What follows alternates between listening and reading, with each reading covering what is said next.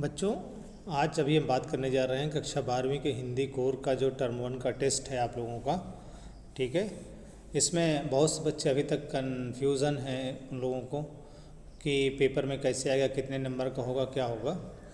तो ये तो सबको पता है कि जो आपका पेपर है हिंदी कोर का, उसमें भी आपको समय पढ़ने के लिए 15 मिनट का दिया जाएगा।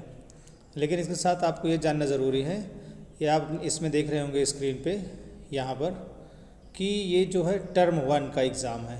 ठीक है, तो जो टर्म 1 का एग्ज़ाम आपका बोर्ड में होने वाला है नवंबर में, उसी की अभ्यास परीक्षा अभी होने जा रही है। और इसमें क्या क्या आएगा, कैसे आएगा, कितने नंबर का होगा, वो जो आपकी समस्याएं हैं, वो जो आपको एक तरह से कन्फ्यूज़न है, वो इसमें थोड़ी सी बात करेंगे हम। आप आराम से समझ लीजिए इसको। देखिए, जो पहला प्रश्न है वो अपठित गद्यांश होगा, और इसमें आप ये देख रहे होंगे लिखा है कि 2 अपठित गद्यांशों में से कोई एक गद्यांश करना होगा। यानी 2 अपठित गद्यांश दिए होंगे उसमें से, और केवल एक ही करना है, एक गद्यांश करना है। और एक गद्यांश में 10 प्रश्न होंगे, और जो 10 प्रश्न हैं वो पूरे जो है बहुविकल्पीय होंगे, यानी मल्टीपल चॉइस क्वेश्चंस होंगे। यानी ये जो पूरा पेपर है, वैसे तो जो पूरा पेपर है टर्म 1 का, वो मल्टीपल चॉइस क्वेश्चन बेस्ड ही होगा। ठीक है, इसमें आपको लिखित रूप में जो डिस्क्रिप्टिव या दीर्घ उत्तरीय लघु उत्तरीय प्रश्न होते हैं वो नहीं होंगे। सभी जो प्रश्न है वो एमसीक्यू होंगे। ठीक है, तो सबसे पहला जो प्रश्न है वो है 2 अपठित गद्यांशों में से कोई एक गद्यांश करना होगा, 10 प्रश्न होंगे। ठीक है, फिर उसके बाद है जो अगला प्रश्न है वह 2 अपठित पद्यांश दिए होंगे, उनमें से कोई एक पद्यांश करना होगा। और इसमें जो है आपको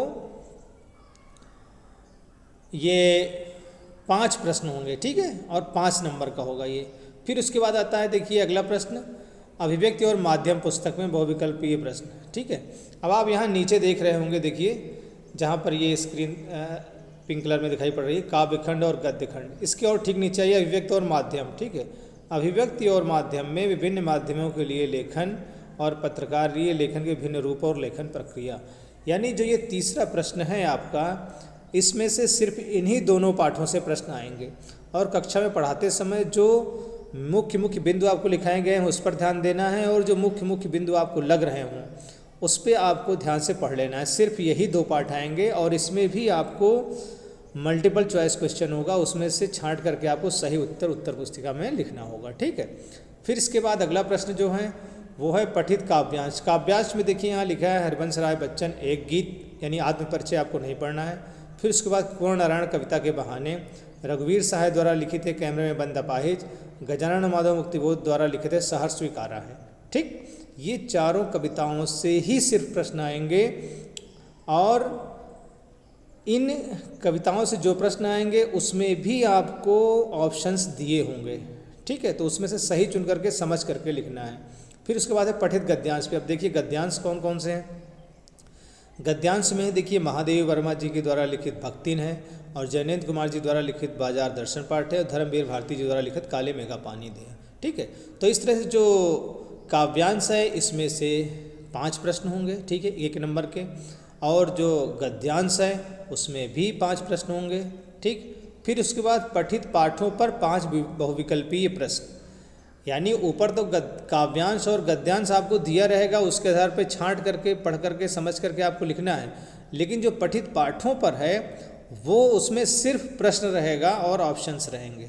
ठीक है, तो जो आपने पाठ पढ़े हैं गद्य और पद्य दोनों, इनमें से मिला करके ये जो प्रश्न, इसमें 3 में सा लिखा हुआ है, पठित पाठों पर 5 बहुविकल्पीय प्रश्न, ये गद्य और पद्य दोनों में से मिला जुला करके 5 प्रश्न होंगे, ये भी बहुविकल्पीय होगा। ठीक है, फिर इसके बाद आता है, देख रहे होंगे चौथे नंबर पे जो लिखा हुआ है वो होगा वितान भाग 2 से। अब वितान में आप देखिए यहाँ पर कौन कौन से पाठ टर्म 1 में आपके सम्मिलित है। वो है मनोहर श्याम जोशी सिल्वर वेडिंग, और आनंद यादव जी द्वारा लिखित जूझ।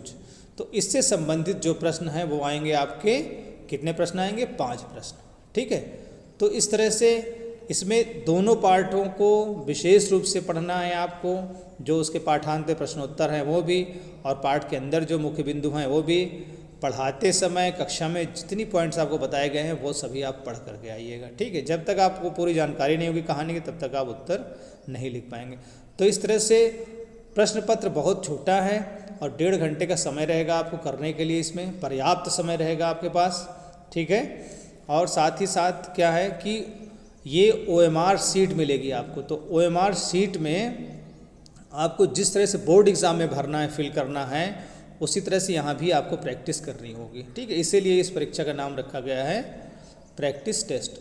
और आप टोटल देख रहे होंगे यहाँ पे कुल भार कितना है, 50 मार्क्स है, ठीक है ना। तो 50 मार्क्स का होगा, लेकिन 50 मार्क्स में क्या है, श्रवण और वाचन भी है। तो श्रवण और वाचन हम एग्ज़ाम ले रहे हैं, इंटरनल है वो, तो उससे से मतलब नहीं, आपका जो मुख्य पेपर है वो 40 अंक का होगा, ठीक। 40 अंक का पेपर होगा, घबराने की बात नहीं है। जो ये पाठ यहाँ पे टर्म 1 में दिए गए हैं, इसी से संबंधित प्रश्न उत्तर आएंगे। बस आपको करना क्या है कि ध्यानपूर्वक जो चीज़ें लिखाई गई हैं, पाठांत में दिए गए प्रश्न उत्तर हैं, और लेखक परिचय के दौरान जो लेखक की रचनाएं हैं, लेखक की काव्य शैली है, लेखक जो पाठ है वो पाठ किस उसकी रचना से लिया गया है या किस काव्य संग्रह से लिया गया है, ये सब चीज़ें थोड़ा सा पढ़ लेना है, आपको समझ लेना है मुख्य मुख्य पॉइंट को। बहुत बहुत शुभकामनाएं, आपको अच्छे अंक आएंगे। आप अपने से खुद ईमानदारी से पढ़िए और खुद ईमानदार बनिए कि आपने कितना पढ़ा है, ये आप खुद आकलन इसका करिए, ठीक है। और कहीं कोई त्रुटि हो तो वो आप जो है पूछ सकते हैं, व्हाट्सएप में भी पूछ सकते हैं, ठीक है, और ऑनलाइन क्लास में भी पूछ सकते हैं। धन्यवाद बच्चों।